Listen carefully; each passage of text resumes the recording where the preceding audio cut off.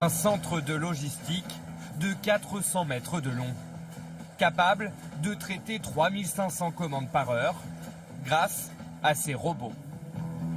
Un entrepôt flambant neuf qui n'appartient pas à un géant du web, mais à une marque de vente par correspondance qui a failli disparaître. La Redoute, les trois Suisses, la Camif, des entreprises ringardisées par Internet.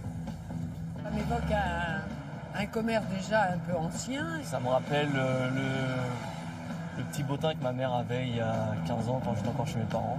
Et tentent aujourd'hui de rattraper leur retard. Au bord de la faillite il y a encore quelques années, quelle est leur recette pour regagner des parts de marché? Réduire les délais de livraison, c'est le premier défi de la Redoute dans sa stratégie de reconquête.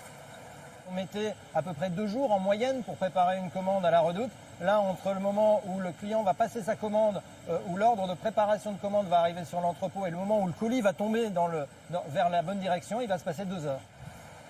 Pour y parvenir, l'entreprise a investi 50 millions d'euros pour automatiser l'ensemble de sa chaîne d'emballage. Des salariés polyvalents mais moins nombreux, l'entreprise a supprimé 1/3 des postes. Fin de l'âge d'or pour la marque qui a connu ses heures de gloire dans les années 70.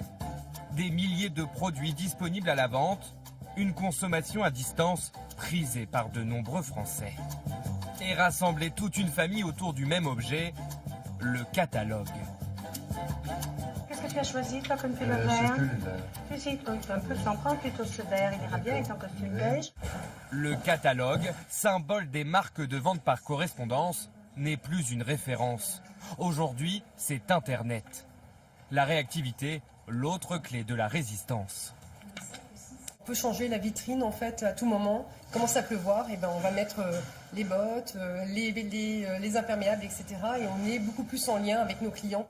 Être réactif sur une collection plus restreinte, c'est également le choix fait par une autre entreprise, la Camif.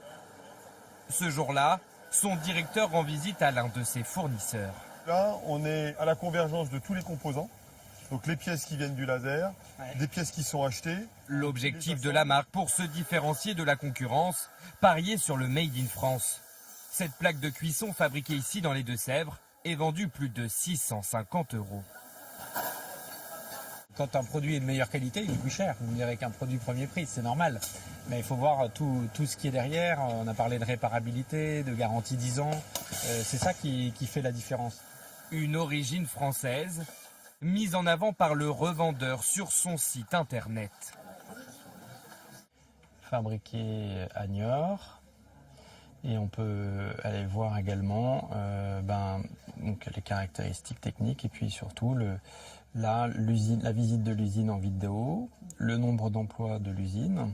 Une transparence payante. En 8 ans, la Camif est de nouveau rentable. Miser sur le savoir-faire français, un choix également fait par la Redoute.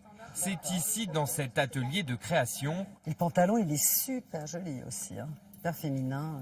Vas-y, marche un petit peu là qu'on te voit. Que sont désormais pensées et dessinées les collections de la marque. Fais voir, montre la taille du pantalon. On révolutionne pas le monde, hein. L'idée, c'est vraiment de faire des choses dont on a envie. C'est pas classique, mais en même temps, c'est pas délirant. Aujourd'hui, 80% de la collection est imaginée en France et la marque voit beaucoup plus grand. Moi, j'ai une ambition, c'est que dans 1 an, les femmes, en entrée de saison, s'il y a 10 enseignes à aller voir, elles savent très bien quelles sont les 10 enseignes, que dans ces 10 enseignes, elles se disent « j'ai la Redoute ».